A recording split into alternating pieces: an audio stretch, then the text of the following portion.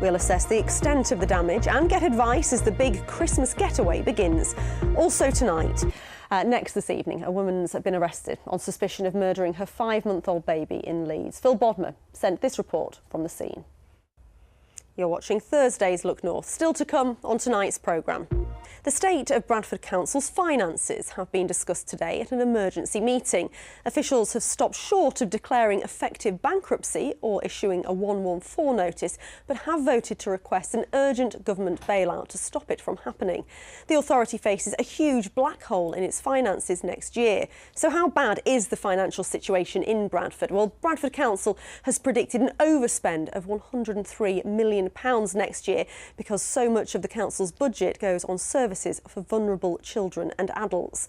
The council collects just over £230 million in tax revenue, but the cost of running children's services exceeds that.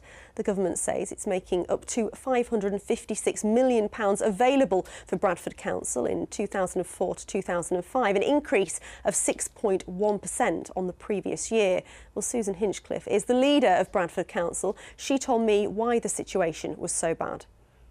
And apologies there, I did of course mean the government was providing £556 million in 2024 to 2025. Next tonight, it's 10 years since a community shop opened in Goldthorpe to provide cut-price food for those who need it most. From small beginnings, it's now turned into a successful enterprise with 12 stores around the country. Over 60,000 families have been supported during this time. Well, our business correspondent Spencer Stokes reports on the concept behind it. Good luck to them. Now, more than 300 people at risk of heart attacks and type 2 diabetes are turning their lives around thanks to 4 doctors from South Yorkshire. They set up healthy lifestyle groups and the effect is startling, as Mark Ansell reports.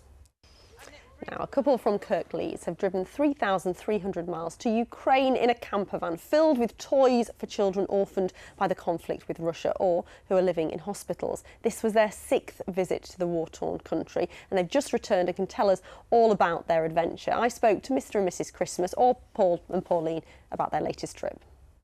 What lovely people. Now, a Christmas carol written nearly a century ago in Barnsley has found a new audience thanks to a curious twist of fate. Called Christmas Eve, the carol evokes the ringing of bells in the town during the festive season. It was discovered in a newspaper archive from the 1930s and has been brought back to life, as Kathy Keeley reports. We're definitely all feeling very Christmassy now. Now, of course, the weather was the big story of the day, wasn't it? I think the weather, always the big story. The wind is what I meant to say. The wind was the big story of the day, but you've also got some fantastic pictures of some unusual clouds. I have. We've been very excited today. We'll start, though, with, well, we got away with it, really, because, as I said in the earlier chat, in 2010, similar wind speeds brought a lot of flood into the coast, but that's it. Lovely. You've worked very hard today, so you can come and sit down. Oh, take thanks, a load Keeley. off. It's my Christmas I always present work to you. hard. As if. See you later. Bye-bye. What do you mean, as if?